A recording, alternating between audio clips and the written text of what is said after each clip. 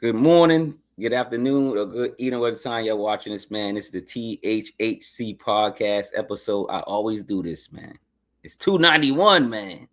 God damn it. Congratulations, man. No, I always do 291, man. And I got a special guest with me today, man. And I'm gonna let him introduce himself, actually. But his name is Wordsworth. Wordsworth, welcome to the show. This is the THHC podcast. Welcome to the show, brother. Yo, thanks for having me. Thanks for having me. I really appreciate it, man. Like I said, before off camera, so y'all can know, I became a fan of his and the way he was doing this thing. And I was like, yo, I like the way this brother presents, hip hop. If y'all know me or don't know of me, notably from Lyricist Lounge TV show, Lyricist Lounge albums, Tribe Called Quest albums, Black Star album, Master Ace EMC. And now got a couple of projects with Stu Bangas, couple collaboration projects. I'm a teacher, a professor, a whole bunch of other stuff, man. And I'm more than anything, I'm happy to be here. Talk to the people, hear from the people, talk to you, brother. How you been? Now, I appreciate it, man. For real, coming on the show prior week was on, just chatting it up, man, trying to get to know each other real quick.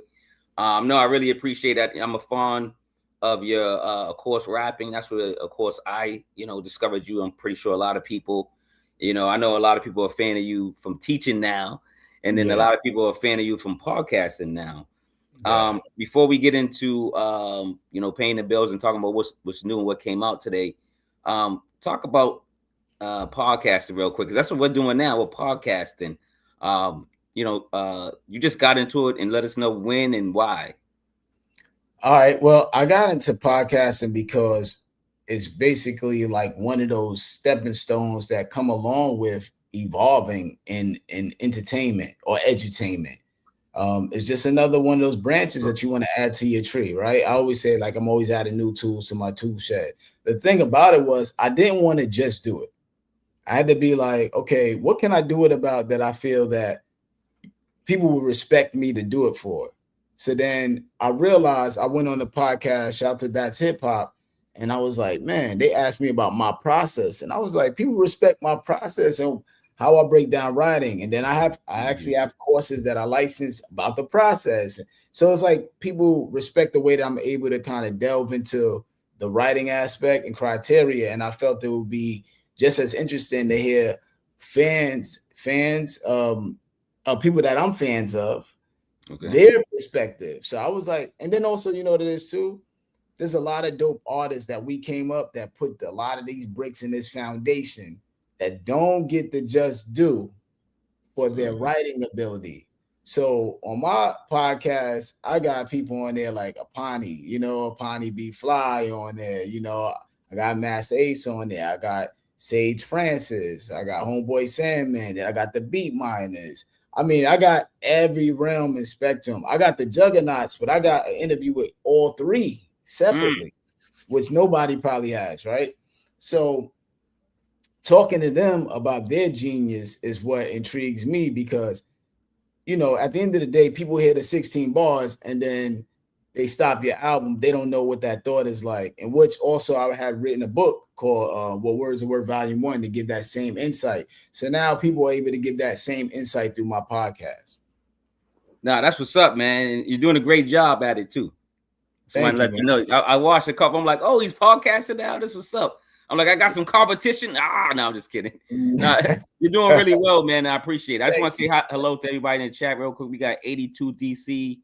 We got Joe Kirby. And we got Coffee Junk.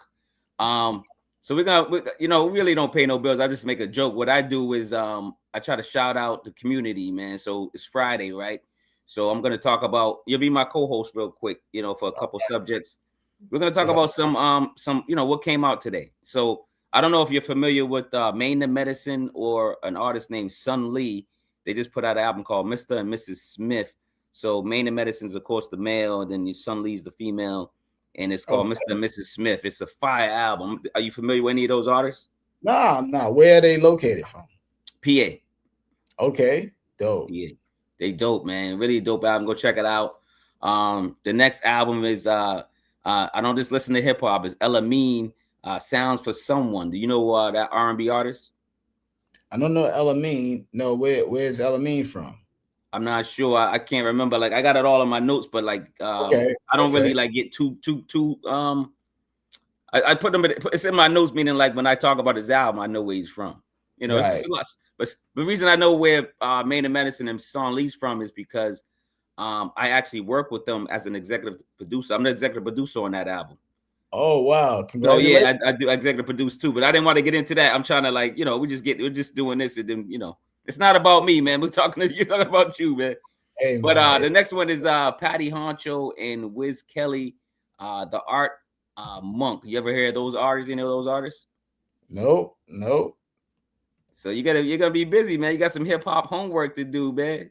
And I'm still trying to catch up from maybe a year or two, man. People drop albums every month now. I know it's insane, man. You got artists dropping once a month. You got artists sometimes dropping once a week. It's insane. Okay, you know this artist, Juvenile, Boiling Point. You got to know this. Yeah, that finally came out. Okay, yeah, I saw him and Manny Fresh on the Breakfast Club talking about that. So I'm interested in hearing that. When they had that big run, Master Fool, that was on the Lyricist Lounge show, he put us all up on that. He bought every Cash Money album where we lived together in Cali, brought it to the crib, and that's how I became a huge Cash Money fan. We had every Cash Money. I even bought the Cash Money VHS tape and watched them come out the helicopter. I'm a huge Cash Money fan. I love, I had Lil Wayne's album, all of those albums at that time. We had every album in the house. So people probably don't know we on the West Coast living, everybody, from New York, East Coast, and we playing all Cash Money. So shout out to Cash Money. I'm a big fan of Cash Money. Yo, man, going back to the chat real quick. Man, he told me to put it on a Discord. I should have. I probably still can. I do it, and I see when I got some time, I can probably flip it on the Discord. Unless you could flip it, DC. If you could hit the link to the Discord for me real quick. If not, I'll do it in a minute, man. I'm just saying what's up to everybody. A couple of songs I've heard from the Sean Lee project is super fire. Yo, thank you, man. Yeah, it's a good project, man. Sean Lee is she's not new, but it's her first album, and we're really excited for her, man. For putting down some heat. I think today, if I'm right, the thing that I needed to check was Busta, I think, dropped today with Lil Wayne. Is Busta single? Single. Busta with Lil Wayne. Yeah, he dropped the single. Actually, I didn't even hear the single. I meant to go check it out, but I didn't get to it for some reason. But check it out too. Yeah. So number 5 is El Camino, and BSF is they drop Bro. Not sure if you're familiar with that individual. Oh yeah, I know El Camino, and definitely, got the Benny Squad. The Benny Squad, yeah. Number 6 is Code of the Friend, local art dealer, volume 1. I'm a fan of him. Are you a fan of Code of the Friend? Nah, Dope MC. Dope MC. You know who I got put on to, and I wound up doing a song with him. So I'm scrolling through, and this happened within like a week, 2 weeks. I'm scrolling through, get Mickey Facts, doing Kelowna Cap. You be doing the cap. yeah. And then OC, like 16 hats on. This dude crazy, though. Yeah, man. Then OC from NC, he was like, yo, this dude is fire. OC from NC. I said, yo. Oh, yeah. He's fire, man. Oh, yeah. OC. So I wound up going to his page, checking him out. And I hit him up like, yo, man, if you ever got something to lay a verse on, he sent me something. We knocked the joint out. Crazy. Oh, what? Yeah, it's a crazy record. So shout out to OC from NC. I met him real quick through the gram. Shout out to Mickey Facts for highlighting him. And then we knocked a crazy joint out, man. Oh, word. See what I'm saying? That's what I'm talking about, man. That's why I like when y'all people work like that. Like when artists actually work organically and get into it, man, and figure it out. You know what I'm saying? I love that, man. Let me I'm just promoting the show, trying to get more people in here. There's a lot of people. Welcome everybody to the THHC podcast, man. Actually, a question. You can ask your questions in the chat. The next person is Ferris Blusa and Swap. If I Could Cry. I Swear I Would. That's a dope title. But you ever hear Ferris Blusa? No, I haven't heard of them. Then we got Bump Styles, Outerwear, season 6. You ever hear about Bump Styles? No. He's like, nah, don't worry about it. This is why, like, I do this. It's so there's so many artists out there that are untapped, and so many. and this is why you do this too. That's why I said you started the podcast, and you got like exclusive interviews with certain people and that's what I try to do. Try to get exclusive interviews with people, or or at least interviews that people don't normally do with people. You know what I'm saying? I've learned, brother. I've learned even to be just honest with how it is. Even people I'm super tight with as friends and artists, we don't hear each other music. We talk about everything. I know, right? Don't even support each other. You could be on the feature, like, yo, did you hear it? Like, I didn't even listen to it yet. Like, what? Like, yo, you did the feature. You didn't go listen to the album. Yeah, and I don't take it personal because we're all living life. So everybody be dropping projects. Yo, you heard the album yet? I'd be like, nah. I'd be like, you heard my joint yet? They'd be like, nah, I'm gonna go listen to it. And when they don't, it's not personal because we've grown so much that we just be talking about life stuff. Because now you're right. It's beyond music. It's just like, yo, the game, yo, the kids, all this other stuff. Yeah, it's about family and the kids. We older too. We in that generation. We don't have to say each other's age, but we did. You know what I'm saying? Yeah. The last track I wanted to talk about real quick before we get to quick subjects, and then we're gonna get to the album, was an instrumental album. I love instrumental albums too, but it's Circa 97, Beat Tape 97, Volume 7. Sometimes I just listen to instrumental albums. I actually create instrumental albums myself, as an executive producer and producers kind of a little bit behind the scenes. Yeah. But shout out to Aunt Kelly. He's in a joint. Y'all go support Aunt Kelly. We got Gringe. We got I'll make them, these long names. I'll make them sway. No way you can't run away. No way you can run away. Lord have mercy. What's good, man? All right, so we gotta real quick talk about, and these three subjects been in the news for a while, so it's funny. I want to get your take on them. 50 Cent against the world, right? It seems like he's still beefing with everybody. I'm not sure, why, but I don't know sure to keep his name in the news, maybe because he's making these deals. I'm not sure. He needs more money. I don't know. I have no idea. What do you think about 50 Cent versus everybody? He's picking beef with everybody. I think that's just kind of his understanding of, since he came in the game. He came in the game that way. Yeah, so he did. How to rob, stuff like that. Yeah. So I really think he's just kind of like evolving with it, as far as like just bothering people. I'm gonna bother people and bother people. And that's really it with that. He's bothering people. It's just it's sometimes it's out of the blue, which we would most likely all of us probably think like, yo, where did this beef start? Where did this brew? Where did this happen? But overall, I would like to hear some more music from him though too. Me too. He can make good songs, good records. I love the TV show intro. All the power. All the power. You watch Power? Oh, I thought you said it's called Intro. I'm like, I haven't seen that yet. Oh no, the TV shows that he does. I love. Oh yeah. Oh man, all those records are hits, and those are just songs for the intro. Yeah, man. I'm thinking like you said intro. I'm like, what? Music. Yeah, the intro theme music for sure. So I watch what's going on with it, but I'm more so like want to hear the music, and I know that stuff is kind of fly by night, so I don't really just stick on with it. But I do love that T.I. Let Him Know record. Oh yeah. He came at him. Yeah, he did. That was a good record. I love that record. Like I love that record. Something good came out of it. You know what I'm saying? A nice record. T.I. came out with the joint. So that came out of that. But overall, I kind of just think it's the same thing, just an evolution of it, and just kind of that's kind of how I look at it for the most part. But yeah, that's T.I. Oh, I'm sorry. Oh no, I was just gonna say the T.I. record's coming out is fire. Oh, I'm gonna bounce a question off the 50 Cent thing. Jay-Z just recently had a GQ interview. I don't know if you saw it, But at least you saw headlines that he said something, and a lot of people got to clear this up. We're trying to clear this up, but he said he doesn't want anybody. You get this record. This record's out of it. And, you know what I'm saying? Out of hip hop. He basically saying exclude this records, get it out of the formula, get it out of the elements. Not battle rap that people make money with. He just talking about diss records that could lead to turmoil about talking about your family and babies, which he did, which Jay-Z did. But what do you think about that Jay-Z comment real quick? I think the main thing that he's trying to get into it is Carvalicious. Yeah, these intros, 50 Cent. Carvalicious for sure. Masta maintaining, yep, you're right.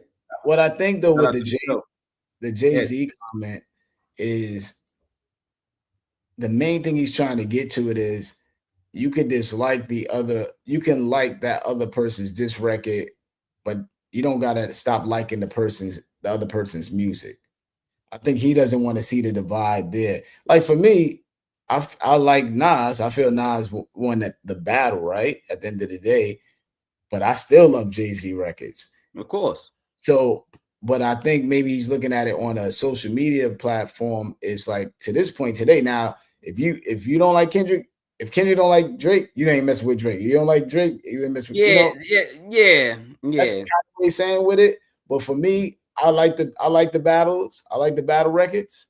But I would like it because I read something else too. Was it J. Cole that may have said this? Or somebody I read, I don't want to say J. Cole. Somebody had said that a lot of people, instead of doing it the way Jay's saying, like dudes rhyme on the same records and battle that way, like, yo, his verse was harder than that verse. I heard dudes be ducking that type of joint. Nah, they don't reach back. Yo, get on the record. They don't want to get smoked. They don't want to smoke. No, that'd be dope. I always said either do that or say there's 20 rappers that want to that say they're the best, right? Yeah. Or we say that it's best. So it's gonna be freestyles. Now they all in the ring, not in the ring, but like whatever around the ring, so we can and they only get 2 minutes to be like, okay, Wordsworth, you're against LL Cool J. You got 2 minutes. Now you in your corner, like, you know what I'm saying? And then that's it. Now you got to grab the mic. Let's go. Yeah, that'll be the best, right? That'll be tough though. 2 minute time frames are tough on that writing. I know that. Well, how much? 5 minutes, 10 minutes before you battle? You gotta be right there though, looking at that dude in the ring. Well, if you take it to the essence, you had rhymes already, and you went around the globe, and your written rhymes you had already. If they were that ill, you could go borough to borough, state to state, and you still was ill. It didn't matter who popped up. So whatever that's how you went viral back then. You were able to go viral state to state and all that from a mixtape or just rhyming on the corner and somebody say, yo, the same 16. The same 16, So if the rhyme is fire, the rhyme is fire. That's what I'm saying. Like you have to do a freestyle, like it'd be like live. You get like 5 to 10 minutes to know who you battling against, and then that's it. Then that's it. If you got rhymes written, I can see you can kind of go in that bag. But to write a rhyme with certain potency, right, or just freestyle. I'm just saying, like that they say the best is the people that just be like this real quick. Like Jay, you'd be saying, oh, well, he don't write rhymes, and Biggie said like a lot of people say they ain't write rhymes. They kind of just like listen to the beat and I'm just trying to like make it fair, like who's the best. But let's go on, man. We'll be here all night talking about this, man. Oh yeah, for sure. But vote for of course New Edition. I'm from Boston, so I'm saying New Edition, but of course Lauryn Hill, Wu-Tang Clan. Wu-Tang, yep. Did you vote? I voted for, I believe Method Man had posted, and I voted for Wu-Tang. I believe I voted for Wu-Tang. Yeah, you can keep voting and stuff like that, man. So shout out to the chat, man. Lyricist Lounge, he says, shout you out for in the chat too, man. So I appreciate that. Soldier Boy is the best. Yo, somebody is clout chasing. Like, come on, man, stop playing, man. All right, real quick. The last one is Trump. Like, you got anything about Trump? Like, I mean, he's just a sore in people's backside. You have any opinions on him, or you want to skip that?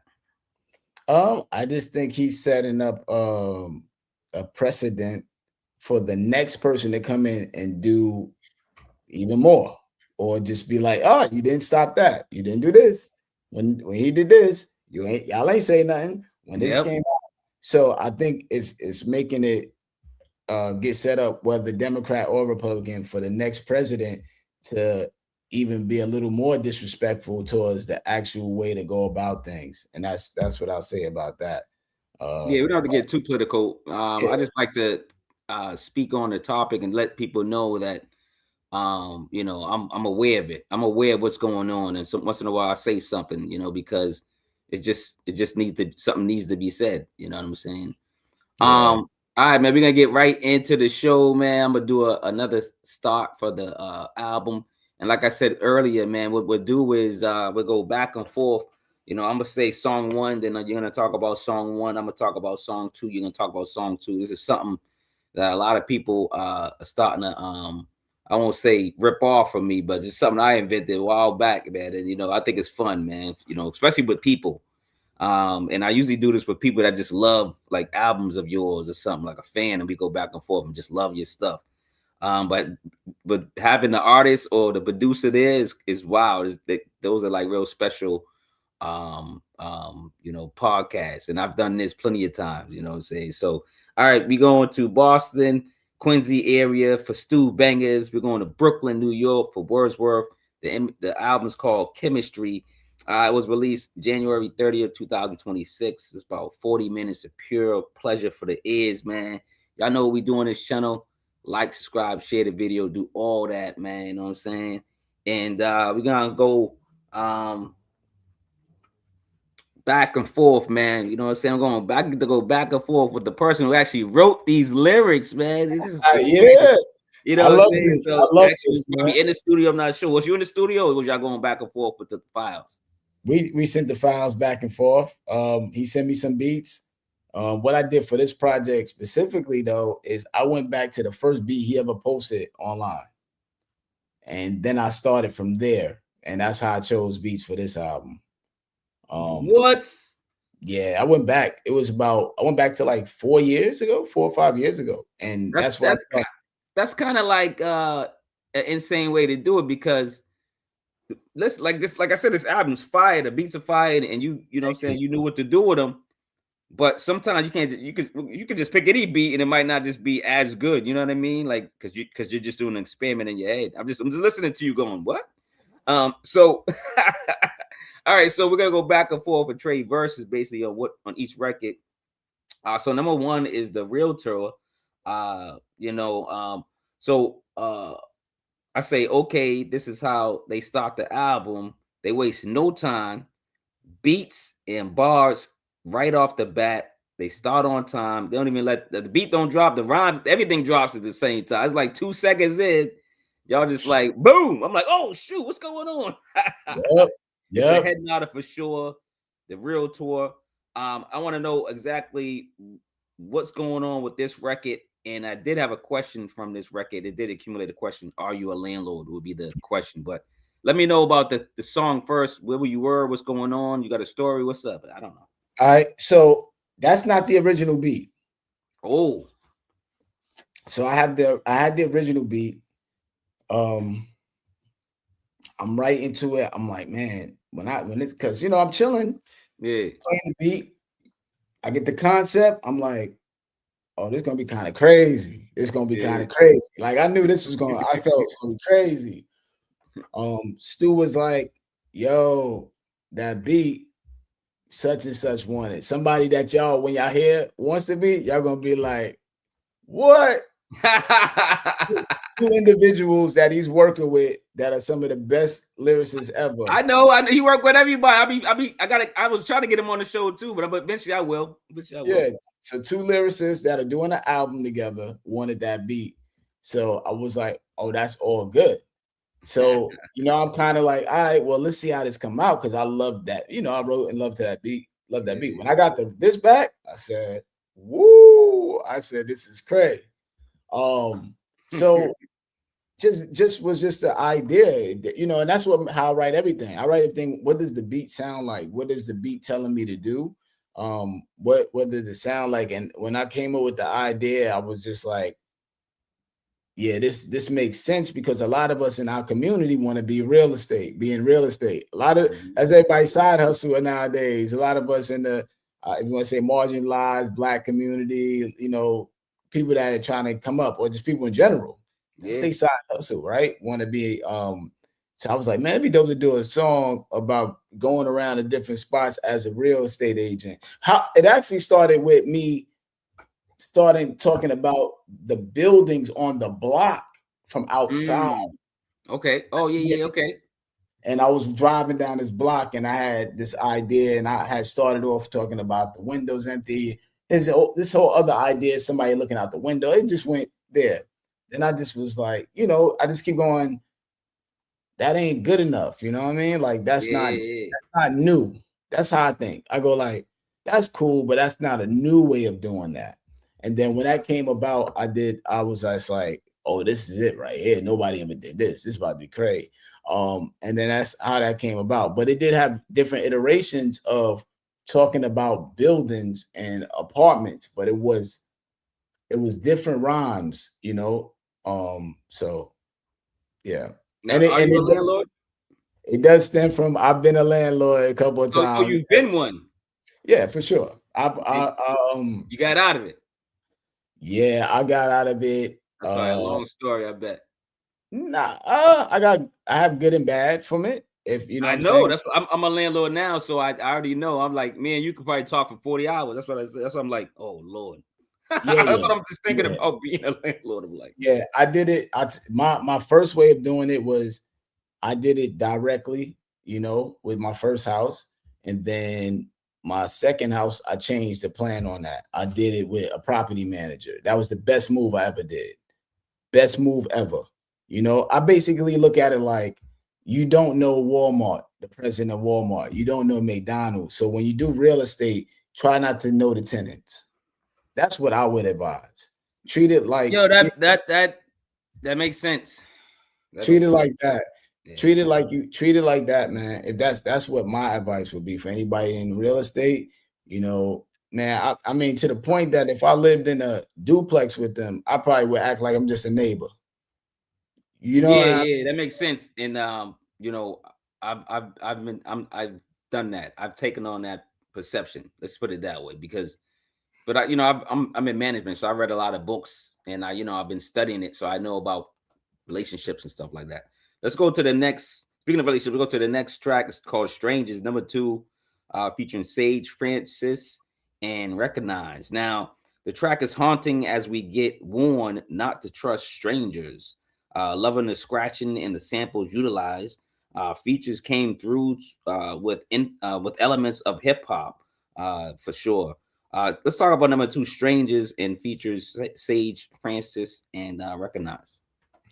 Man, this goes into the essence of hip hop, man, and you're gonna dig this, and people hopefully watching this are gonna probably dig this and remember this. Well, one, I'm a fan of Sage Francis. 2, I'm a fan of Wreckonize, from 2 different worlds of experiencing and knowing them, right? So fortunately, I had them on my show, and I was like telling them about the album I'm working on, and I had that beat, and I was like, they fit perfect for this, right? This is gonna be the perfect one for them.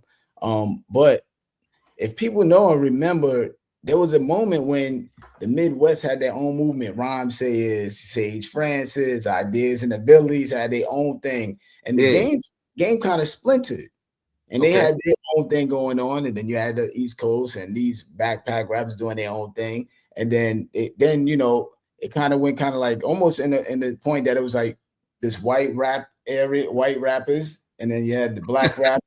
You remember that? I remember. I'm going down here with you. Yeah, it went to that lane that everybody was fans of each other, but then it kind of splintered apart because everybody was still kind of like catering to their audiences, even though they were fans.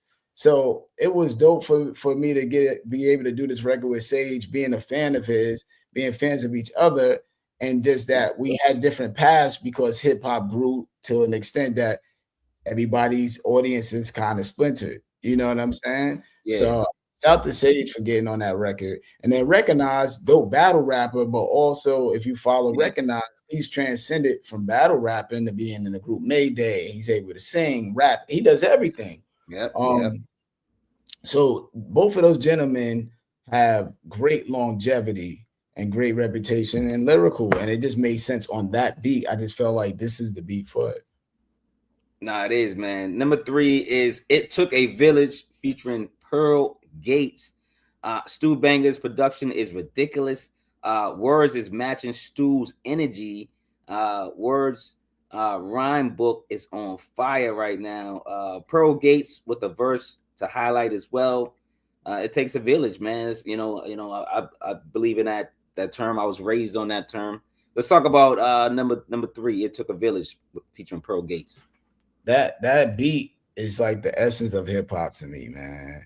That when it come on, boom, that beat's fun. That beat come on, you just want to nod. That's one of those beats that everybody in the car want to get a verse on. Yo, let me go next. Let me, you want to yeah, like a cipher. Yeah, in the car. Yeah. Boom. Yo, I'm in the crib of Robin, and it gives me Nas AZ vibes. It gives me that. Ooh, okay. So, that's why I had to get my man Gates on it, because me and Gates did a whole album together called Champion Sounds. And me and him on that album, we go back and forth, and it's just the fluidity. So when I heard it, Gates' style is of that essence and that cloth of Nas and AZ, charisma, everything. So when he come on, you just follow his flow, and the way he set it off, it's like that flow. Okay. And then I come in. So if you ever get a chance to listen to Champion Sounds, if you like how me and Gates sound on there, we got a whole album. That's how we rock. Oh, see, word. I like that. And that's probably gonna be the next one I'm about to check out, man. We got G-Rap. We got G-Rap on there. When did that album come out? That came out maybe like 2017. Yeah, I'm about to go back into the crates, man. You know what I'm saying? Champion Sounds is amazing. Shout out to Quincy Tones, produced the whole album. Quincy Tones has done music for Ghostface, J Electronica, all these people, man. You can look, his resume is ridiculous. And so he did that whole album, man. So that's one of my best albums ever there too. But yeah, man. So It Takes a Village, man. That nod is that, yo, what up, son? You know what I'm saying? That type of vibe. I know what you're saying. So that's what I did with that, Let's go to number 4. It Ain't Over, man. Now it's funny because I was listening to this over and again. It's like one of the ones I'm like, damn. Then I'm like, you can add this, just a verse on, Mine's Playing Tricks on Me with, featuring the Ghetto Boys, or just even like with the beat, like even if like you had Mine's Playing Tricks on Me and then you just change the beat, like a beat switch, and put this on there, it would go with it. It seemed like it's one of those records that kind of had that vibe. This beat is tougher than Fonzie's Leather Jacket. Wordsworth is in story mode and making it look easy. Put some respect on that ninja's name, man. Let's talk about number 4, man. It Ain't Over, man. This joint tough, like spooky. Yeah, Stu has so many crazy beats in that realm. I could write a lot of stories, like all day on that, right? Yeah. But I have to pick that one or two because I gotta pick the one that I think is the best out of that batch to me. Because there's so many. I could write to all his beats, you know what I mean? I know. So when I heard that beat though, boom, boom, I was like, oh, this is it right here. This is crazy right here. So I get the beat, but if you listen to that sound that's in there, that boom, boom, boom, boom, that actually reminded me of somebody in the hospital and the hospital monitor doing that. Boom, almost like Mass Appeal. Oh, okay. So if you listen to It Aint Over, like woke up in the bed, sleeping. And that's probably why people like that record a lot, because the scene, wake up in the bed, the guy, sleeping, dreaming, you know what I'm saying? The dopest thing to me about the record is how it's written. And at some point I was like, damn, do I need a sound to let people know that I'm switching back and forth? And then I was like, you know what? It is what it is. But like, I go from present day, to to tell you what happened. Then I go to the boss and the hitman's perspective on the second verse. Yeah. And then they tell you about earlier in the day when they seen him. Yeah. That's just fire. And then it comes back to him in the boss's house. Yep. You know what I'm saying? Yep, So I'm switching every 8 bars is actually a different scene in the movie, but you're able to follow it because the way I'm painting it, you're able to follow that. Okay, the hitman is telling the boss, and the boss is having dinner, saying everything's done, job done, and all of that. And then boom, he left the hospital. First verse, where did he end up?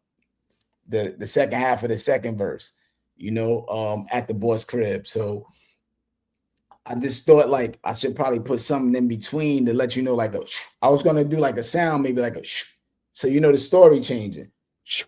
Oh, I see what you're saying. Yeah. Then I said I'm gonna just rock it and let it rock, man. But that's you gotta let people like listen to it and be like, wait a minute. Oh, yeah. No, but I'm glad you explained it here, but that's what this platform's for, just in case somebody, you know what I'm saying? And now they can go back and listen to them like, oh. Yeah. And that's and that's a debate that you gotta have within yourself. That's exactly what this platform was for, man. Number 5 is Chemistry, the title cut featuring, is it Adanita Ross? Was it how you say it? Yeah, Adanita Ross. Yeah. Adanita Ross. Thank you. Adanita Ross. Title track hits harder than Prime, Mike Tyson. Stu and Words have chemistry, of course. You have to find your primo. When I say that, you have to find your primo. I basically mean, some people have to find that producer, right? This album is speaking talent, period, man. They have all the elements, speaking of chemistry. So let's talk about number 5, another powerful joint that I like, Chemistry. Yeah, that might be my favorite record on the album. It is powerful. Yeah, it is. It's tough. Because it has everything in it. It has me bragging. It has me telling you social commentary. Has me telling you about the streets. But I'm doing it in a metaphor too. Element of intelligence. Talking about all of that. So I'm bringing it all around. But the beat is super soulful. You know what I mean? He said, "Where's the project at? Can only see 3 singles in Wordsworth." Yeah, you right about that. 82 DC. My boy told me on YouTube Music that the whole thing ain't there. So you're 100% right. So we trying to fix that right now. So I appreciate you. But it's on social media platforms, right? Yeah. And if you want to, because I've been listening to it all day. What the hell's going on? Yeah. And if you want to get the like the hard copy, it's Brutal Music Store, online. We got vinyl and all that. But so I want to get all your information that like of course afterwards, and I can put all that stuff in the description. Yeah, so that's my favorite record on the album, man. And Chemistry, it's one of my favorites too, man. I ain't gonna lie, man. That beat is incredible. The soulfulness in there. Yeah. When he put that beat on. I listen to Stu every time he posts beats. So then I'm listening like that one I want. Sometimes they sell, and I'm like, we gotta sell it. But that one, I said, that one is a definite. I need that. I need that. Yeah. I need that. It's the sound with the ooh. When that joint come on, it's like. I'm glad you picked that one, man. That one's man. You said okay, I'll find it, man. That's what's up, man. I appreciate it, man. Let's go to number 6, man. The Only Sin featuring Ruste, Juxx. The production rocks. The beat is tougher than Jam Master J and tougher than leather. If you saw the movie, R.I.P. Right? Ruste and Words match the hunger and absorb passion with this record, man. Let's talk about The Only Sin featuring Ruste, Juxx. I don't know if you got the reference, but the beat is tougher than Jam Master J and tougher than leather, which is a movie. But talk about that song with Ruste, Juxx. That's man. Another fire record. The beat's dope too.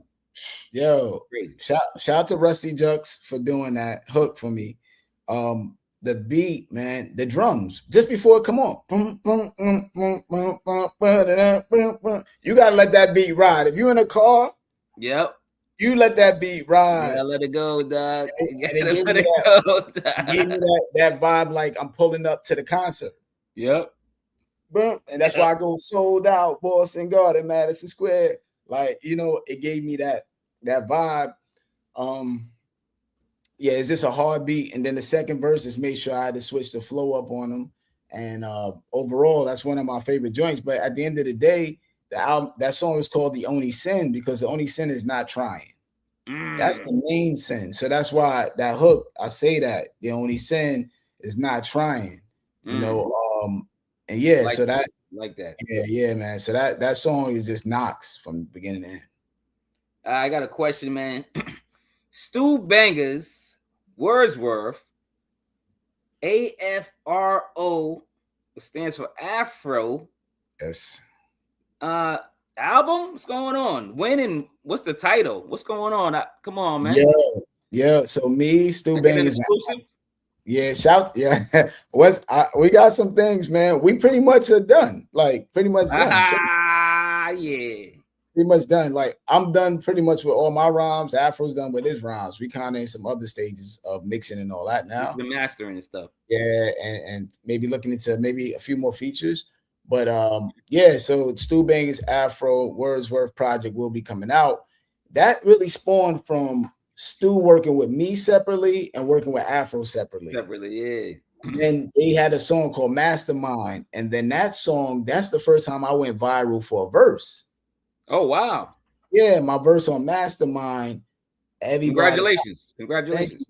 Thank you. So now I won't say everybody, but a lot of people started doing their reaction videos to that verse on Mastermind. And then you know, Afro's is generations below me, right?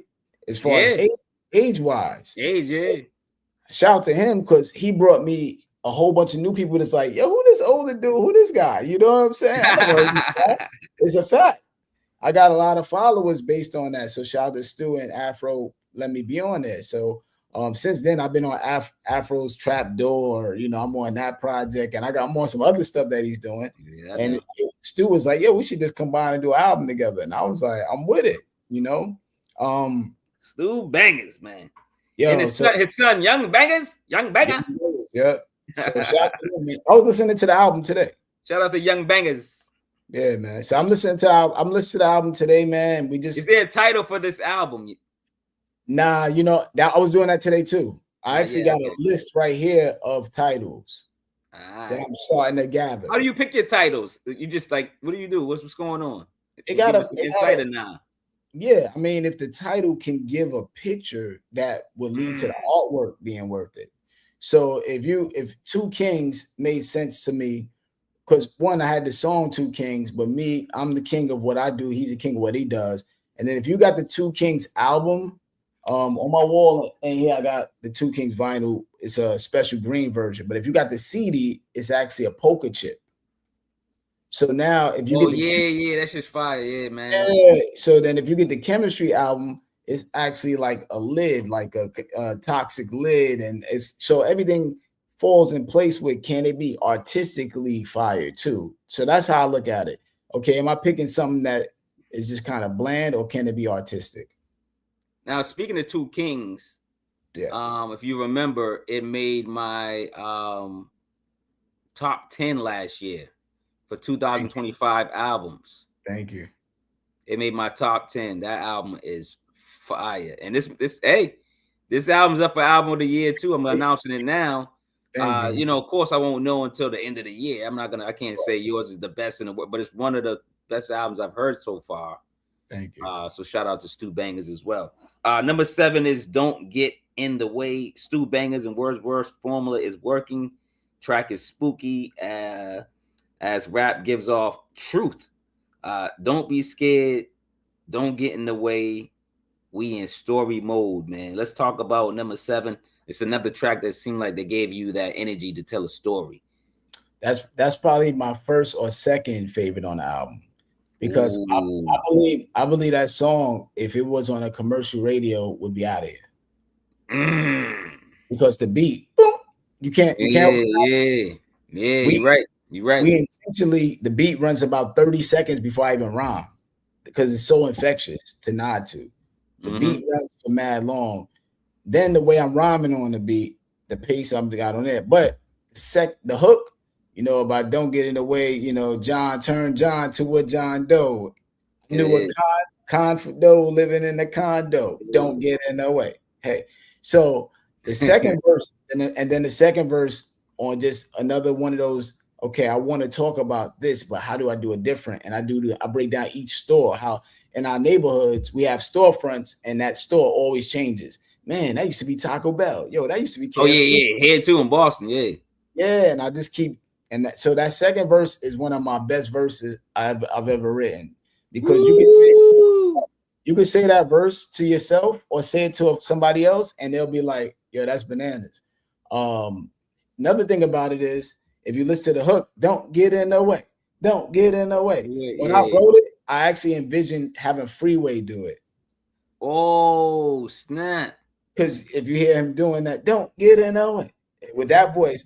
Now you're going to have me every time. Nope. Now every time I hear this goddamn song, Wordsworth, you're going to have me think of Freeway doing it. That's going to be crazy, dog. Yeah, but imagine if I'd have pulled that on now in the hook. Yo, right there. what if hey, man, remix with Freeway.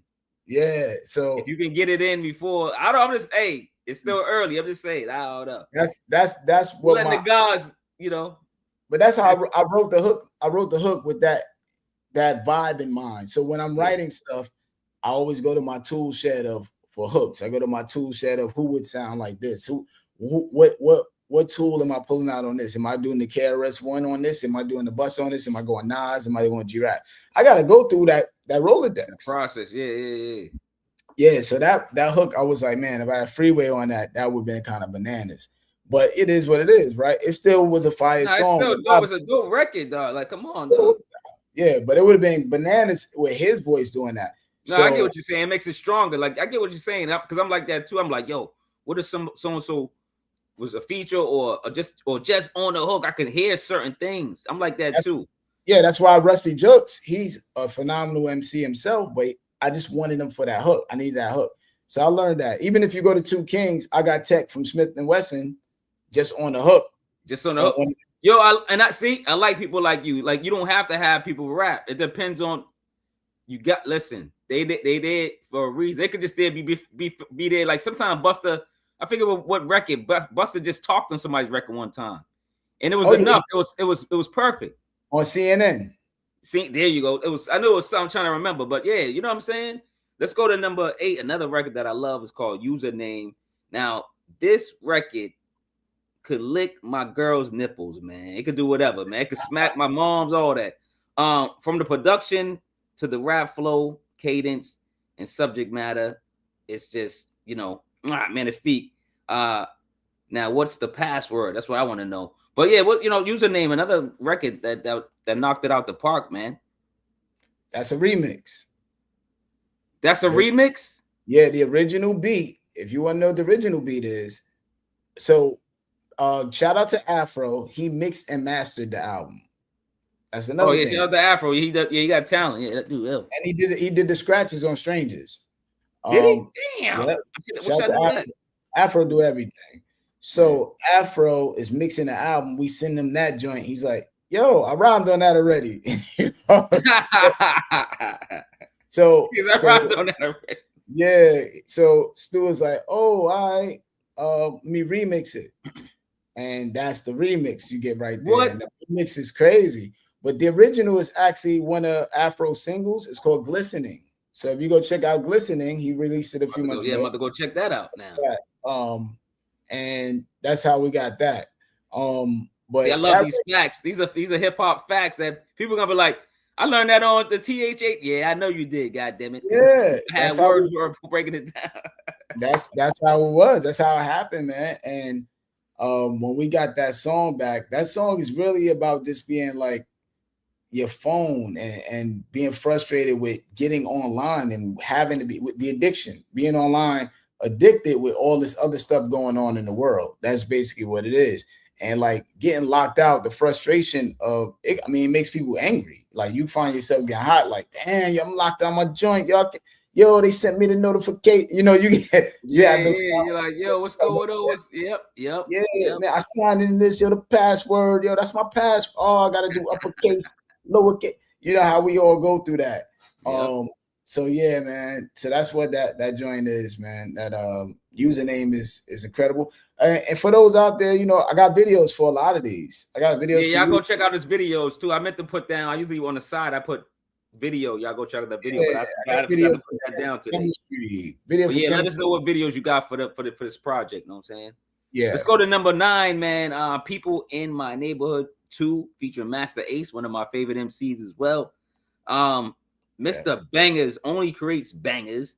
Now we have Wordsworth and Masta Ace going back and forth, telling the same story.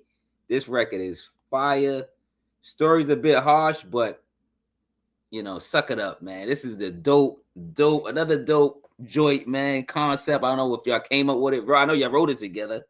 Talk about People in the Neighborhood 2 with Masta Ace. So album is done.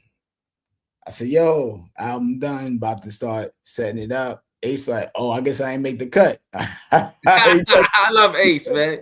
You and Ace should do an album. Hey, man, he know I'm here for anything. You and Ace, where you at? Well, keep going. I'm back. Talk about the record, sorry. Oh, good. So he texts back, I ain't make the cut with LOL. I said, brother, I sent you, you know, I sent you some joints. You say you ain't like those. I said, I got one more joint. Oh, I think you might dig. I sent him maybe 1 or 2 more. I said, this joint right here is for the next project. This actually I was gonna put on the next one.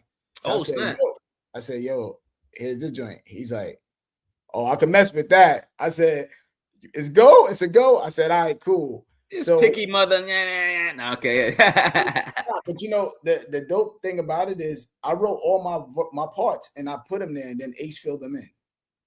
You know what? And yeah, that's how. And what's so dope about it is how he was able to make the connections on it. One of the dopest lines in that record. That's what I'm saying. I'm like, did they write this together in the same lab? Like, I did my parts and then he filled them in, and he did it perfectly, man. And the dope, one of the dopest lines in there is Starbucks barista. Like, you know, when I'm talking about Keisha and I'm talking about them arguing and fighting, and seeing with a Starbucks barista. Yo, that's a perfect rhyme. That's the rhymes I'm saying. He could have said anything else to rhyme with that, but the Starbucks barista. And then if you look at it, my last verse, I go, King had a dream that was from Queens on the Wingstop. So that's why he say out the shooter, but they don't mean it, like Martin Luther. King had a dream and a king. He ends it with Martin Luther to connect to my king. You know what I'm saying? So it's insanity, man. But we know what we're doing because we've done so many albums together and songs. So it's, you know, but that's and then also it's called People in My Neighborhood 2, because Ace has a song called People in My Neighborhood. People in My Neighborhood. So that's why I'm an Ace fan. I know. This is why this is called 2 with TOO. So tell Masta Ace, you know, Marquis, aka Severely Yours from Boston, his #1 fan said, I need that Wordsworth and goddamn Masta Ace album either by this year or next year. And I ain't taking no for an answer. Let's go to number 10, man. Nominated, featuring DJ Jon Doe. Another dope banger, man. Nominated my D Jon Doe, the president. I'm trying to do this. You know what I'm trying to do, right? Yeah. This classic jazzy track has you know, Wordsworth in a tuxedo rap mode, man. And the winners are Stu Bangas and Wordsworth, man. So nominated, man. Let's talk about this record. When I heard it, it was the essence of hip hop. Right? The piano. Yeah. And I was like, I'm just gonna go crazy on this, you know, like I'm gonna wild out on it. And then if you notice, like I even just the structure of it. So I the original way that the first 16 when I'm rhyming on, when it gets to the second 16, and I do like a bridge there. So that way I can intentionally rhyme on a different piano. So second verse I'm rhyming on a different piano because I set it up that way intentionally. Because that different piano gives a different emotion and feeling. So I said, man, if I rhyme on this piano here, when people hear that change and they come in, it's gonna be out of here.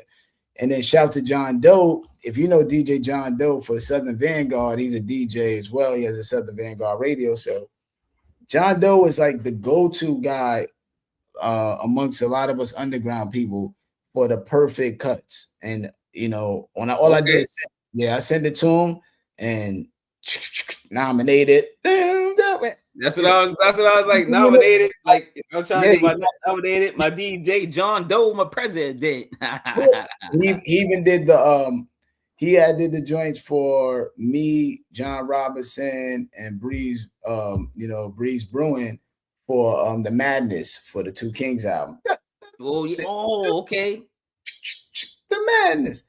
So shout to Jon Doe. But yeah, man, that record is just the pure essence of hip hop. Let's go to number 11, man. I Was Raised featuring Apathy and Punchline, your brother, of course.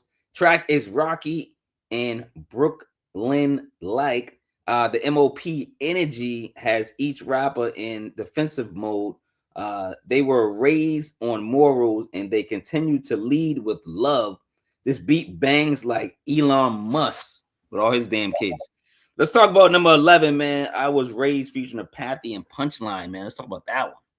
And I'm gonna get you out of here. You know, it might run a little over, but I'll get you out of here.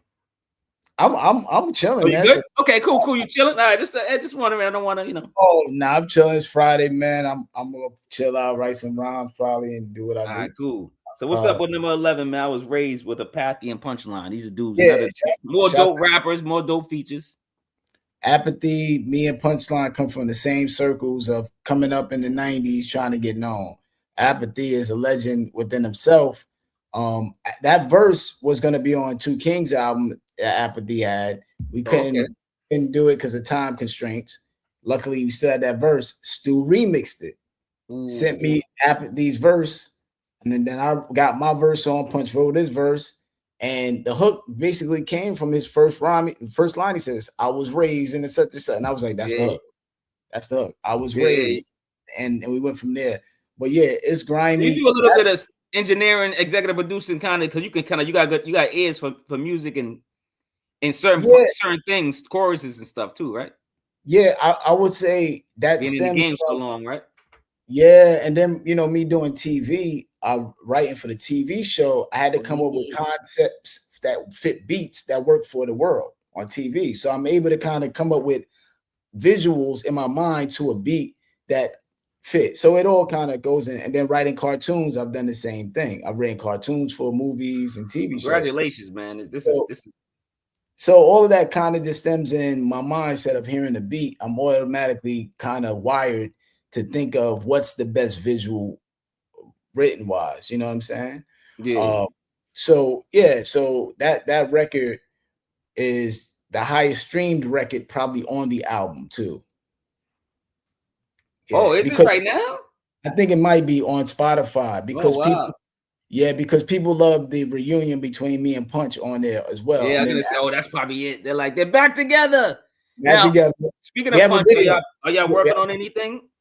Yeah, we're working on a project as well. We got one joint done. He's on the new joint with Afro. He's been on every Stu Bangas project with me. Yeah. That's why I was like, I'm like, something's going on, man. He's too close. Oh yeah, things are going on, man. Things are going on for sure. Earlier I said before we go to the next song, let me just read what I wrote. But I say there was DJ Premier and Guru, of course, R.I.P. to Guru. Yeah. Now there's Big Ghost and Mickey Diamond, for example. Just for an example. Yeah. Can we add Stu Bangas and Wordsworth to this lineage? And you know what lineage I'm talking about? I'm talking about when producers or rappers find each other, and it's chemistry. This is why I brought it up. Yeah. What do you think about that? I think you guys have beautiful chemistry. I think it's like that Premier type Guru, that Mickey Diamond's Big Ghost type energy. where you guys are making flawless albums. It seems like y'all just got that energy, and you're not even in the studio together. Can you imagine? Yeah, I agree. I think like these albums have made people go back and check my earlier work. Yeah, of course. You know, and kind of like go like, yo, he really been rapping like this for a minute. You know what I'm saying? And go check the other producers I worked with too. Like the album before me and Stu, I did this album behind me right here, Fragility of Life with Kells with the Heat. And that had some joints on there. So I think this helped with that. But I definitely think me and Stu we make sure we're meeting that level of my way. I tell people is I can't get beat by the beat. That's how I write. That's how I write. That's my mindset of writing. You know, Stu beats are so crazy that if I don't come with a dope verse, I'm gonna get beat by the beat, and I can't have that. So that's what makes us both. You know, when we collide and we create, is something that's just it's hard to top. Another thing is just, you know, I see these lists out there and I see people pick their favorite rappers and this and that. And at the end of the day, I really think a lot of the people that people put on the list and favorite rappers, I think their albums can't mess with this album, you know? When you know really what it is, and I talk about this all the time. A lot of these people that do lists, they're not doing due diligence. I'm telling you, listen. Look at these books that I have, these compositions. I'm like, dude, I'm like writing down, listening to albums 10 to 20 times. You know, if I really like it, if it gets in a notebook, I'm listening to it at least 10 times. Right. At least 10, even if it's it doesn't matter. I'm listening to it. It could be an hour and a half album. I'm listening to that album 10 times. And I'm listening to it for the beats, the quality, the rhymes, the substance. They're not doing that. They're just like, oh, the baby's hot. He had one. I put him in top 5. Like I don't know what they're doing. You know what I'm saying? Like, so some of these lists, I'd be like, come on, bar humbug, and you know, to a certain extent. You know what I'm saying? Like, yeah, I get it, but that's part of the being a rapper. I'm competitive, right? At the end of the day, you really got in this thinking you're the greatest at doing it.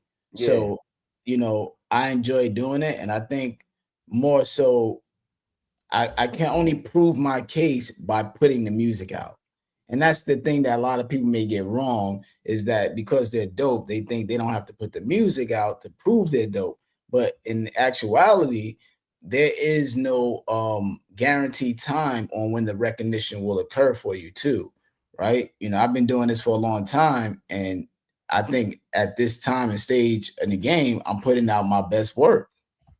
Oh yeah, I mean, I don't. Well, you know what I'm saying? Yeah, you probably you saying it, but I would have to like go back and listen to your work. But right now, it seems like you're on fire. Like something's going on. You are putting out some quality work. Yeah, and that's fine. So, yeah, exactly. So he says exactly. These lists are crazy sometimes, but you know, and my you know, I'm gonna had it out with I ain't gonna say a name, but you know, unless you know I get permission, but. You know, I did the list, you know, I do my list, and I don't know who's paying attention. I'm starting to see rappers and producers pay attention. And they hit me up on my DMs like, yo, man, my album was way better than so-and-so's album. And I'm like, it's not that you might believe that, but I have a different system. You know what I'm saying? And I'm like, you lucky you made the list. And man, him going back, he's like, I'm lucky. I'm like, dude, I don't listen to everybody's album. I'm different from like these people that do lists. Like, I don't get paid. Nobody gives me money like, yo, I'll give you $5 to do my review. I'll give you $10. I don't get paid. Them white boys be taking money.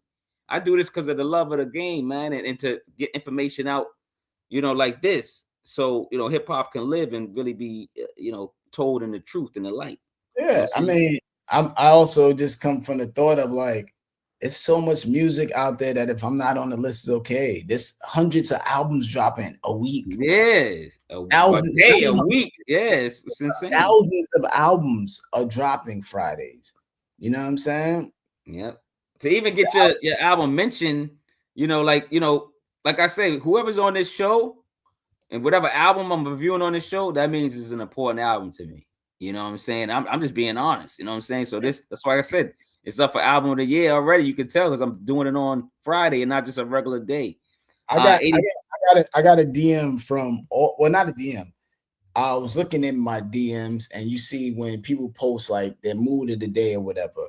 So all hip hop had wrote, "What's the best album of the year?" And I DM'd them Stu Bangas and Wordsworth Chemistry, because these are the outlets that don't check for our albums. You know what I'm saying? Not, yeah, exactly. They're not. They're not. But when you look at the consensus of people that, such as yourself and other people that have been rating the album or listed the album, man, people are saying the same. I got, 9 out of 10, 8 out of 10. Yo, this album is that.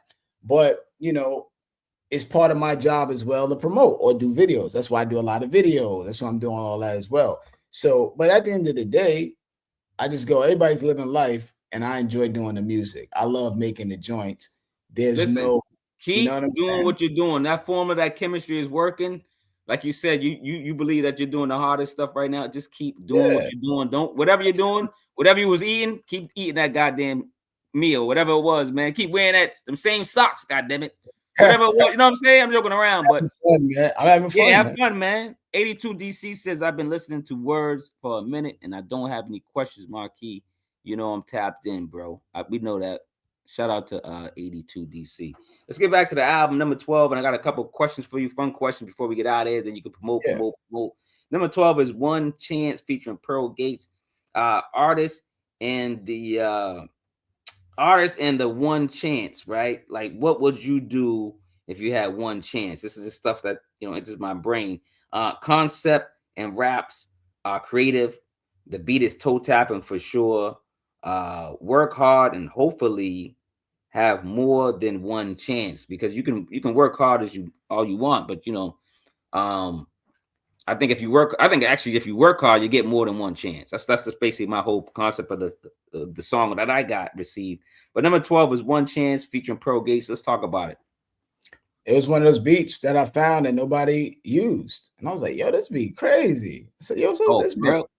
I said, "Yo, this One Chance is kind of crazy right here."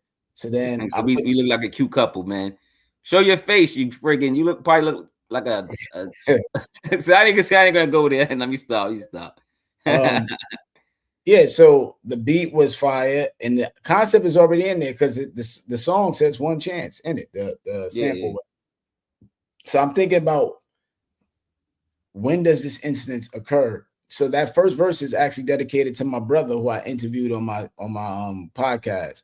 He was incarcerated, went in and wound up becoming an author, and then now he got like 4 books now, 4 or 5 books. Yeah. So man, shout out to my brother Jarrell. Yeah. So he came home and became an author.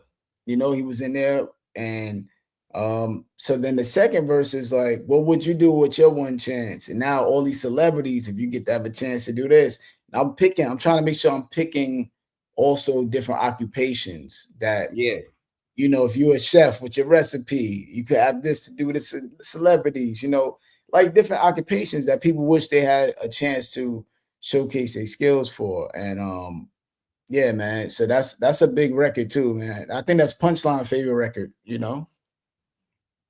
Oh, is it? I think he was like, yo, you should do it. That's my joint. Okay.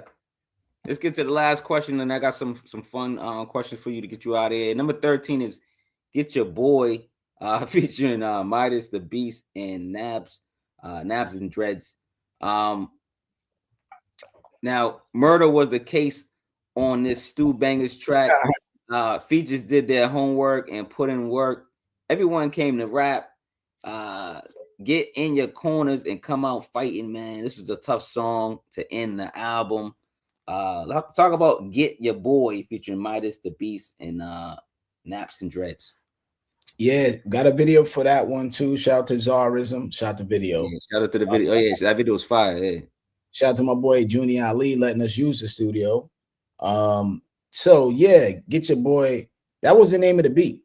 That's the name of the beat. Get Your Boy. So I was like, we going crazy on there, and it's like, if you going crazy, like, yo, get your boy, man, wilding. I was like, it just fit because we going crazy. Get your boy.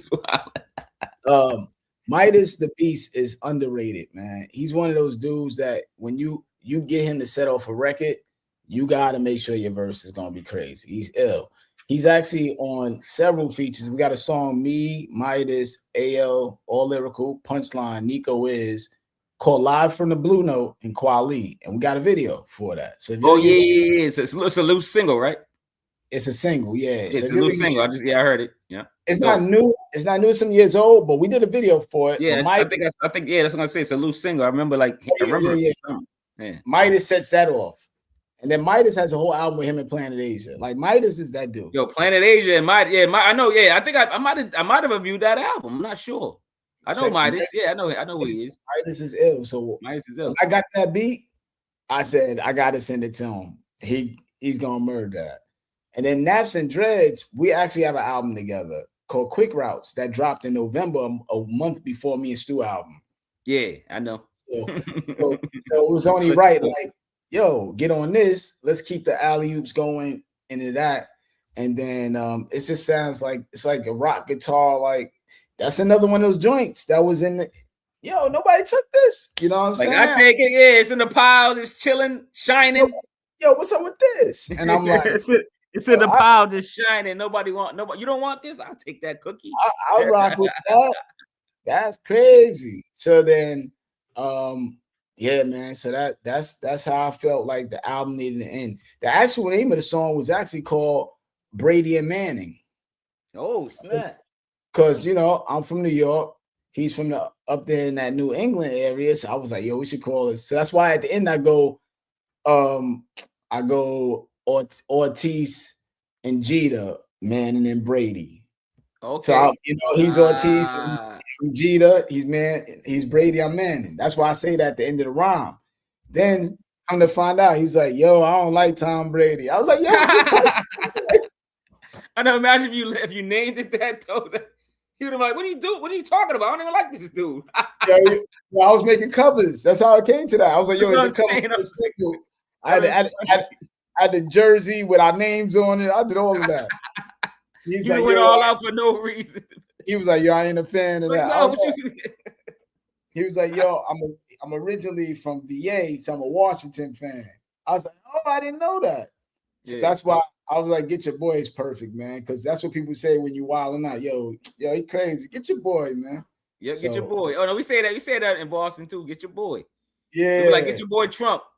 Yeah. You know, you're like, oh man, what do you do? What do you say? Dog? Yeah, like, get your boy. Get your boy Trump, dog. You're wilding out. So that's it's wilding, dog. You know what I'm saying? Yeah, man. We gotta end off with a game, man. Versus, of course, that's everyone gonna kind of plays this game. Okay. Rakim versus Eminem, and why? Eminem, I would say because of the dexterity of the flow. Eminem has elevated the game, the multi-syllables, the graphic nature of the words he chooses to rhyme. At a certain time, people just say, like, I'm getting in the Jeep. He'll be like, a Dodge Ram, but a Dodge Ram. Like, you started getting that vibe. Nobody was doing that. I'm surprised nobody was doing that, because that's like classic starter rap pack, if you think about it, right? Not really with the back-to-back multis. Like, you know what I mean? Like actually using like brand names. Okay. Dudes would say like Adidas, you might say you got on that, but not when you're saying you definitely like talking about a story necessarily with a car and everything, and that whole thing is rhyming like 4 or 5 times with both syllables. It was very new to hear somebody that strategically rhyming so many things that it's almost like a flurry of punches to your face back to back. Because in a regular rhyme battle or rhyme, you just would say like, went to the store, met shorty, grabbed a shorty and then got a 40 and it's kind of over. But in his, it's like, went to the store, met Priscilla Dellas, Vanilla Dellas, and we have Vanilla Sellers, Vanilla Dellas. And you're like, oh my goodness. I didn't even know I could have went that route with it. He made you go other ways with it. It's funny because everybody that's probably not an MC or a rapper or a writer, I'm a writer, but I don't write rhymes, right? I mean, I used to try to, but I know I can't, right? Yeah. I'm more of a spoken word artist. That's what I do. But anyway, I teach the art of poetry. Oh, do you? Yeah, as a professor, I teach Monday and Wednesdays. And this week, for my special guest, I got Aja Monet. Oh, this Wednesday in my class. Yeah, man. So just so you know. Yo, man, I do got a question about you. Matter of fact, we talking about it now. Like I said, it's a conversation. How fun is teaching? Man, teaching what I love to do has been incredible. So for those that don't know what I teach, so this semester I teach the art of poetry. So it's been dope. Last week we studied the slam film, Saul Williams, Sarah Kay, Rudy Francisco. So I've been doing this. This is going on week 12. So I've been doing this for a couple months. Been dope. So art of poetry, and then I teach the origins of hip hop. I've had Rashid Chappelle, Def Jeff in my class. I've had all these people come online and like talk and be my guests, and that's been for Ace. But then I also I know your class is going crazy, man. Yeah, then I've also had like my publishing administrator come in to explain how money is made and hip hop and licensing movies and licensing. I like where your head's at, man. You're teaching about finance, baby. Yeah, so I did that. I do that. Hopefully I can return for that. They hire me back again for that. That would be next. That'll be my 3rd year doing it. So that goes August to November. And then this is my 1st year doing art of poetry. So hopefully I do art of poetry again because I done create the whole curriculum for that. So I love it. And then in the daytime, I teach TV, film, and music production in middle school. Man. Yeah. So we got MPK. You living your dream, man. It seems like every time you say something, you smile ear to ear like the Kool-Aid man. So I know you living your passion. It is because, I always thought I'd just be a rapper, right? But you never know. Yeah. You never know where you know what I'm saying? You it's gonna guide you, Yeah. So in that particular class, I've been doing that that's going on 10 years. Before we get back to the verses, one more question about, it could be more questions. I'm just, like I said, it's a conversation. What's more scarier, being on stage with like 10,000 people or, Monday in class with 30 kids looking at you? I would say, I don't know if any of that is scary to me, really. Yeah. I'm not scared. I'm more so don't want to be disappoint anybody.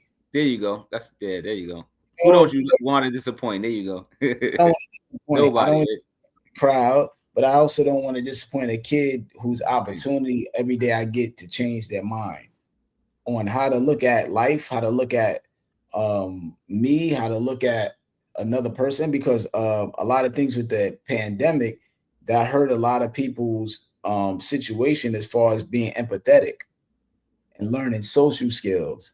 So every day I'm in there, I'm able to kind of help with some social skills and help them understand like, yo, that's not how you talk to people. Because you've been home all day gaming and this and that. You think that's how you're supposed to talk to people. I'm going to try to find a picture of my classroom. Oh, yeah, you're right. Different generations have a, they don't have an idea on like how something affects somebody else. So they talk to people kind of reckless and they don't have empathy. So that's something I've been trying to hopefully build and instill. So that's the joy I get from teaching a lot, really. And then like if I go on stage with an audience, my main thing is just really trying to figure out what's the best way to get them excited. And I usually start off with a freestyle anyway, That's usually how I go.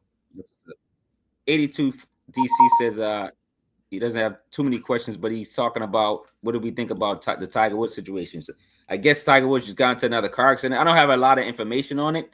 This is why I didn't probably speak on it. But do you know anything about the Tiger Woods situation? No, I saw it. I really, I'll be honest. Some of those things like that, Tiger Woods has been here for so long doing his thing. A lot of celebrity things, I've moved into a place of, is it beneficial for my fuel to create things that I can leave my legacy? Because a lot of these people have already left it, are already doing their legacy. So am I doing it? So I don't really worry about a lot of people like that unless it's something that I think will fuel me. So like I might be more into like a Conway the Machine, what he got going on, or stuff like that, you know, because which makes sense. I don't that was a question for the audience, but good question, because I mean, I ain't gonna lie, I don't Tiger Woods, I used to be a fan. I just, I know when he did the Fidelity, I was kind of got a couple flags under me, and I wasn't really feeling him like that. But anyway, MC Lyte or Lauryn Hill? I'm gonna go Lauryn Hill, evolution of the game. I love Lyte, of course, you know what I'm saying, but the evolution of the game is what it is, you know what I'm saying? Like Lauryn Hill, she even said, you know what I'm saying, it's not about what you can make, it's what you can keep. Like, you know what I'm saying? That verse on Many, Many, you know what I'm saying? It's so many quotable rhymes, and then the diversity of her being able to like play guitar and do all these other things, I think takes her, cascaded her to a whole nother level of things. And so I would definitely say it was Lauryn Hill, how she's evolved the game. I mean, she could rhyme so crazy on different beats too, because the versatility of the beats as well. Yeah. Fred the Godson versus MF Doom, and RIP to both, of course. Two different styles. Two different styles. Like Fred the Godson for what he did and what he's done to the game. He definitely pushed people's pen and thinking different ways to write and rhyme, and the cleverness of what he did. But MF Doom had different style, one, and a legacy of two different intentions of rhyming. That makes sense, right? Fred and he was two rappers too, like, because he was a rapper prior with a different, persona, and then all of a sudden it became MF Doom. Yeah, I would say I like the way Fred the Godson rhymes, but I probably would listen to Doom more so because I love the beats that Doom picked too. I like the beats Doom picked, man. Yeah. And the way he rhymed on the beats that he picked. So he said gotta be Doom. You know what I'm saying? Yeah, I love Doom. I got a song with Doom. So thank God I got one with Doom. That's dope, man. That's dope. Yeah, based on Prince Paul having me get on his album. He was like, yo, got the song. It's gonna be you, Doom. And I was like, yeah, thank you. So, you're like, what, dude? And it's an organic official. At the time, I didn't know how big Doom was. Honestly, I just was like, yo. I don't think nobody did really. I don't think people knew, brother. I don't think a lot of people did until he was gone, man. Writing rhymes versus freestyling. We just talked about freestyling earlier, but writing rhymes versus freestyling. Doom, one of the godfathers of the new generation. Yeah, he is. Writing rhymes. What do you think? Which one? Writing rhymes. Yeah. All day. All day, man. Writing rhymes is the thing that keeps you here forever. That's gonna keep you spoken about forever, right? I don't know if people know I got a book. I got a book here. This is you got the pads. Well, no, I actually got a real book that I wrote. You wrote a book? Yeah, I got this book. Oh, snap, man. Congratulations, man. I wrote 9 books. But I love when people write and read. I love that stuff. I was gonna ask you. I got a children's book, and then I got this book here. This book made it on Amazon top 10. Congratulations. Thanks, man. And then the other one's a children's book. It's done real well. It's called Socks, and it's in the public. It's actually in the library at my school and some libraries across the country. So the reason why the writing rhymes are the words you can read over and over and get the stories from them. The freestyles don't necessarily have the stories, the logic put into it to a point that is finite. So for me, the written word is always finite. There's a lot of thought. There's a lot of intention behind it as well. So I would definitely say the written word for sure. If you read that book right there, it's me breaking down that entire album and I give you the verses, and then I break down every 4 bars what I meant when I wrote it. Ooh. So you can understand how deep it is. Yeah, so that book, I got part 2 coming out too. Y'all go get the books, man. I'm gonna write all that stuff down in the description. Remember to give me all that stuff. We're gonna so you know what I'm saying? Direct links or whatever. Stu Bangas versus Machacha. Machacha. I don't know who Machacha is. You don't know who that producer is? No. I'm teaching you a little game. You got some hip hop homework to do, man. I can hear you over Machacha's beats. That's why. That's why. Huh? Well, Machacha produced anything I may know, or when you look him up, I'm gonna let you look him up, and then you're gonna see all the rappers. He's exclusive too. He's like one of them people that don't work with everybody. Okay. And he kind of like picks certain rappers to rap with, and Machacha's mysterious. No one's ever seen his face. Yeah. So, yeah, no one's ever seen his face. LL Cool J versus Big Daddy Kane. Ooh. I'm gonna go LL. LL gets left off a lot of lists. He does, you know? He does. LL's longevity is stood the test of time. And LL business acumen is on another level from the acting, but he also owns all his masters. So he'll be good. LL? Yeah, he'll be straight forever. On his 10th album, that was a gift that Def Jam gave him. Yeah. So yeah, LL, man, is LL is that dude, man. LL is the guy. No, he is. I gotta give him. He just like for some reason because when he went off and did his thing, I think less people associate him with rap. That's all. I had nothing to do with like his skills. I think he just went that way. You know what I mean? And people were like talking about other rappers. I don't know. We talked about the classroom already in the stage. Respect versus recognition. Man, I definitely think respect is always a better situation. I would prefer respect over recognition any given day, because like we were talking about landlord stuff, and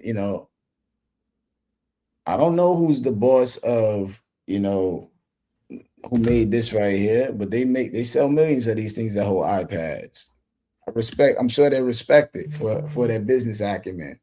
Yeah, I don't know. There's no recognition. I can't recognize him. Yo, you're right. You're right. I can't recognize him if he came. You know what I'm saying? I don't know who that is. He might walk right by you all the time. You know what I'm saying? I like that guy that does the interviews on YouTube. He interviews billionaires, and he asks people, "What do you do that made you a billionaire, a millionaire?" And they tell you, and you be like, "Damn." There was a guy that drove up and he said, the strip on the back of your credit cards, I invented that. Oh, snap. Stuff like that. You know what I'm saying? He's just driving, chilling, nice car, living his life, right? So that's what I would prefer, the respect over recognition. I was trying to upload a classroom picture, but I don't think it's showing up, but it's all good. Oh, I saw some, but I thought somebody was trying to come in the chat. Let me see what that is. Let me see if it shows up, but it looks blank. It looks Yeah, it looks blank. I tried to change it from it was HEIC format. I'm gonna remove it. But see if it comes up. Try it again. Ben Frank said, salute to Wordsworth. You know what I'm saying? What up, Ben? The last one, unless you got a versus, is Chemistry versus Two Kings, dog. Chemistry versus Two Kings. Is it too early? No, Chemistry is better. Okay. Shoot. Chemistry you answered it. I didn't think you were gonna answer it. No, Chemistry is better because the approach, I think, is more solidified as far as like having maybe more time to think about it in a way. I think too. I probably had a little more time to kind of like, because there's an album out, so then I'm able to kind of go like, let me go look at these other beats while people are listening to this. Right? The people are listening to Kings, right? So I'm able to go like, all right, let me go get started on this right now. You know what I'm saying? Let me go do this. So I think chemistry definitely is, and I would hope the next album, there go, that's my classroom. There you go. Yeah, so that's my classroom. Oh snap, that look funky, man.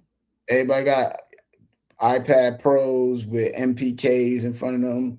In the back, yeah, that's dope, man. In the back, I got a Raven back there, so it's all the mix, it's touchscreen mix board, everything. And then those black windows is actually a gigantic stage back there in the studio. Those black windows. Oh snap, man. Yo, I love that you're a teacher, man. You know, one last teacher question before we get out of here, before you promote.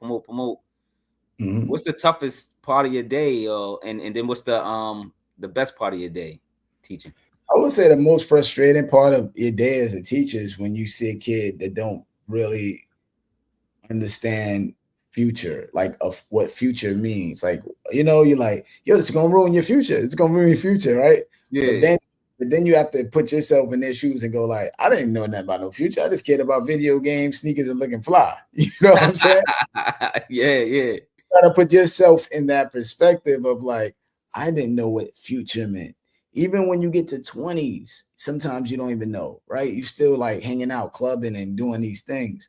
So you don't even know, you know. So it really was just like, that may be sometimes you go up that roller coaster, and then you realize, all right, let me chill because I was them, right? Yeah, we were them. You gotta have a lot of patience, yeah. So sometimes your patience gets tested with that. But overall, man, I enjoy just doing it because I'm doing what I love. You know what I'm saying? I'm teaching what I love, TV, film, music.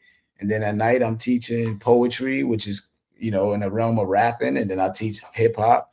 And then for those out there, I also license a songwriting course to the University of Miami. It's called Organized Rhyme.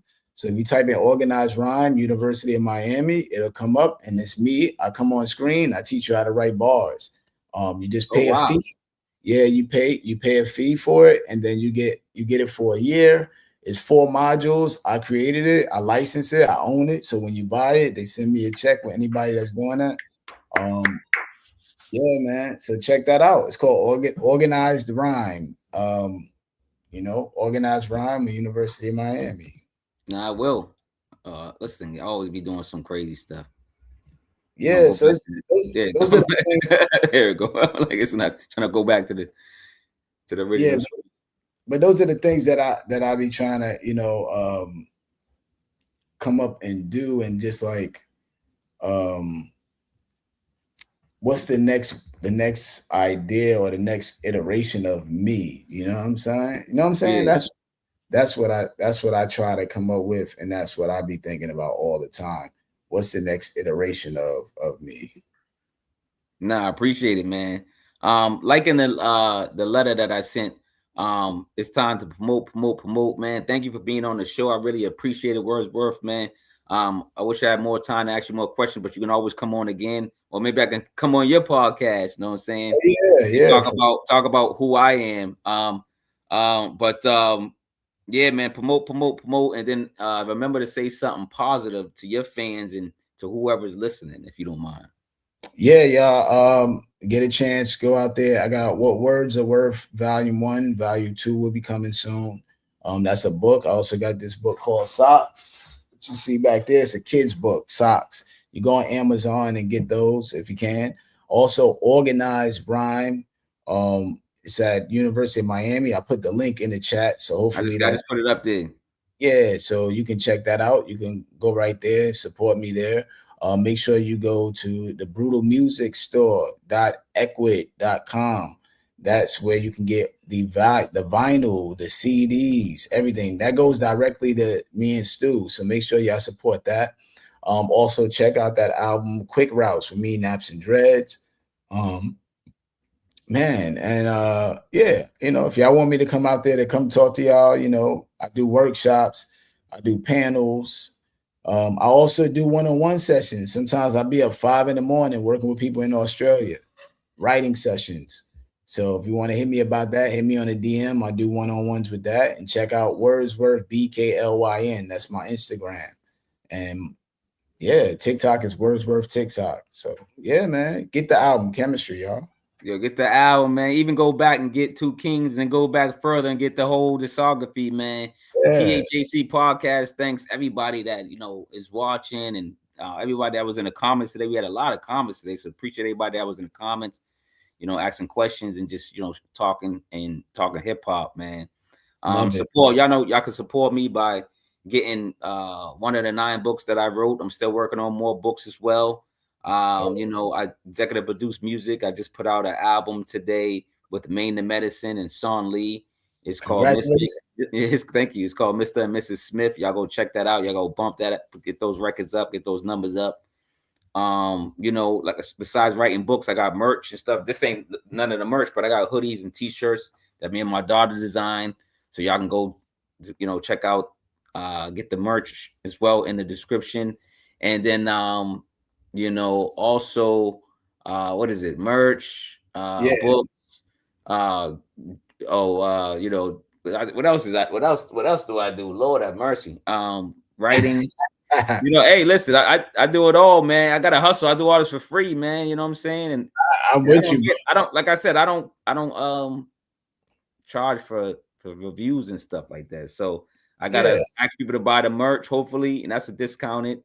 The books, listen to the music, or donate to the channel. You can buy like a beer or coffee or do stuff like that. So I got a Punchline hat too for those out there. If you want some Punchline merch, he just put these out. So shout out to Punchline as well. He got some merch out. And we just put your other Brutal Music store. This is where you can get the hats and stuff like that. That's where you get the album, the Chemistry that's album. Where you get the albums. Okay. That's we got t-shirts. We got Chemistry t-shirts and hoodies, man. I'm waiting for my hoodie to come in because I'm gonna kill it. I got some sneakers and stuff. And I'm like I said, you're gonna give me all the information. I'm gonna put it in the description so they can have these links. We got Fashion for the Family. That's what's up. We all got Fashion for Family. You know what I'm saying? Me and him. Y'all get both of our merch, man. Support, because this is what we do. We're artists and we need the funds, baby. You know what I'm saying? But yeah, did you say anything? Any good quotes? Anything? Yo, what I would say, man, is at the end of the day, man, find good distractions. And what I mean by that is stay on your grind, but at the same time, don't feel like don't let your pride get in the way of like having to have a 9 to 5 while you do your grind, right? So that's a good distraction. You working, doing your job, and then you also may be thinking of bars, and then you go in the studio, you knock that out. But stability will help you a lot. Stability will help you with humility. With humility. So, find good distractions, man. Good distractions will buy that time until you're successful. Yo, yeah, 100% right. I love those words, man, and that's a great way to sign out, man. And the way I usually sign out, man, is to tell people to remind themselves to love themselves first. Look in that mirror, love themselves, man. And if they got love to give love to their circle, their family and friends. And if they got extra love to give, man, it's called other human beings, man. Say what's up, say hey. You know what I'm saying? Talk to people, man. Again, thanks for everybody for being in the chat. Wordsworth, thanks for chatting in the chat with the chatters. I call them the fact checkers because I can't get it right all the time, and I just be like, fact checkers, get it right for me. Tell me what's going on. I mess with people, but yeah, shout out to the fact checkers in the audience, man. And we getting out of here, man. Choose love, man. That's all I can tell you, man. Love over hate. Peace out, y'all. Peace out. Have a good weekend, man. Peace out, y'all.